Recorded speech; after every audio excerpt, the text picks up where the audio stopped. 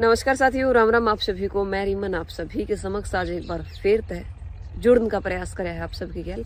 और बात करूंगी आज तय जब मैंने अपना पहला वोट डालिया। ये बात होगी होंगी शायद 5-7 साल की होगी। पहला वोट डालिया जब पिछली सरपंची में। तो लोगों ने न्यू कहा था कि छोरी हो के ने वोट गिरना अच्छी बात नहीं है, गणी उपरान हो रही है, मुंह चढ़ा हो रहा है। और आज लड़कियों का वोट गिरना जो है वो आम बात होगी। मन ने तो इस चीज तक खुशी मिली, क्योंकि मैं आप सबने बता दूं, हमारे घर में मेरे तो बड्डी मेरी बेबी है, उसका वोट भी मेरे तो पीछे बनया था। क्योंकि ये जो चलन है वो था नहीं, लड़कियों के वोट बनवाने का ट्रेंड जो है वो था नहीं। मेरे मन में आई क्यों ने, अगर लोकतांत्रिक अधिकार है हमारे तक संविधान में यह चीज दे रखी है, तो क्यों ना हम इसका प्रयोग करा। और मैं अपना जो है वो वोट की खातिर जो है वो अप्लाई करके आई थी। लोग उस टाइम पे बड़ी बड़ी बात बनाया करते हैं और आज यह बात आम हो रही है। मैंने बहुत खुशी है, यह बात आम हो रही है। छोरी जो है वो वोट गिरन जावे हैं, सारे इस चीज ने एक्सेप्ट करने लग रहे, यानी कि परिवर्तन आया है। इब मैंने यह बात उठाई क्यों है, इसके पीछे उठाने का रीजन की है। अपने आसपास के गांव आपने देखा, पीछे मैं जुगलान गांव की बात करूं तो गांव की छोरी सरपंच थी। और भी दूसरे गांव की बात करूं तो मैं उड़े 21 22 साल की छोरी सरपंच थी। आज जब मेरे गांव की बात आई तो मेरा सरपंची चुनाव के अंदर कोई दिलचस्पी नहीं थी, कोई मेरा इंटरेस्ट नहीं था। किसका सपोर्ट करना किसका नहीं करना मुझे कोई लेना देना नहीं था।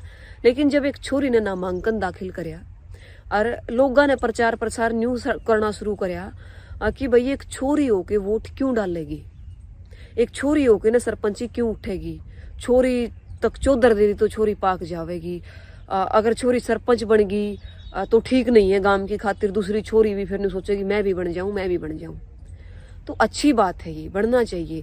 लेकिन उन लोगों की सोच पे मैं इतना ही कहूंगी, एक छोरी 22-23 साल की होके ना सरपंची का नामांकन भरा है तो वजह तक भरा है, उसने आपके गांव में कोई ना कोई कमी दिख दी होगी।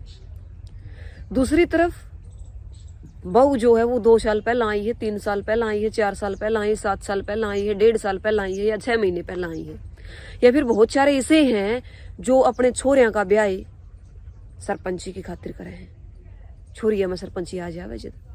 छोटा सा सवाल मैं आप लोगों पर सिर्फ यो ही छोड़ना चाहूंगी, कुणबिया में वटके रह जी है गांव की चौधर, गांव की सरपंची ठोड़ा में वटके रह जी है कि मारा कुणबा का यो है तो वोट इसने गेड़ांगे, परिवार में वटके रह जी मारा परिवार का यो है तो वोट इसने गेड़ांगे।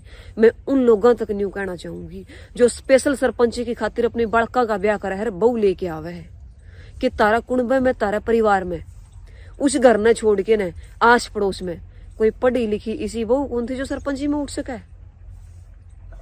छोटा सा सवाल है, गौर करके देखिए। या फिर तारा आसपास में कोई ऐसा घर को नहीं था जिसके ऊपर तमें अपने कुणबे की तरफ ते ताज धर सको कि भाई अब की इनके घर में तो पढ़ी लिखी बहू है नहीं, तो तामीब की बार इलेक्शन लड़ो और यो परिवार तारी गैल खड़िया है। लेकिन नहीं, रोड़ा सारा चौधर का है। शादी करेंगे छोरे की सरपंची की खातिर।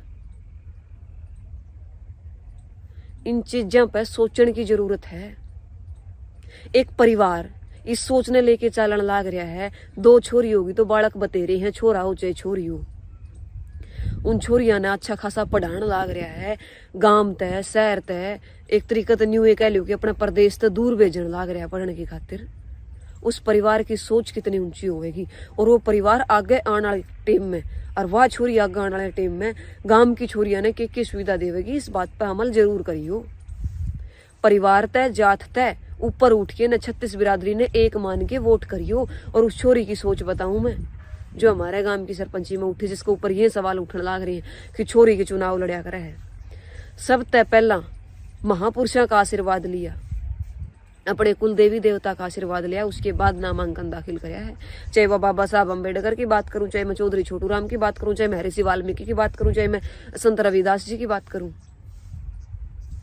सब ने गैल लेके चाली है वह छोरी। उरे बेरा पाटा है कि छोरी की सोच किसी है। बात बनया करे हैं, गांव के अंदर नया रिकॉर्ड बनाना है तो। और मैं खास तौर पे जड़ा छोरियां की बात आज जोड़े पंजे गाड़ के खड़ी हूं, कमेंट बाजी करने वाला तक सिर्फ यो ही जवाब दूंगी, तामे पेड़ हो भाई, और पेड लोग बोलते नहीं, सिर्फ भोंकते हैं, और उनका भोंकण का तरीका कहते मैं देखने लग रही हूं।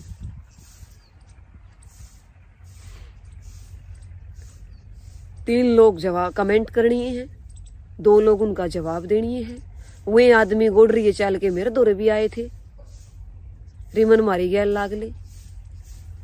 अगर रिमन उनकी गैल लागती तो रिमन आज सही होती, और रिमन आज उनकी गैल नहीं लागी तो रिमन के अंदर शोक होने। इन सारी चीजें की मैं तो नहीं कहूंगी परवाह ना करते हुए, जड़ एक छोरी की बात आवेगी, उड़क खड़े यहाँ और जब मैं पंजे गाड़ के खड़ी।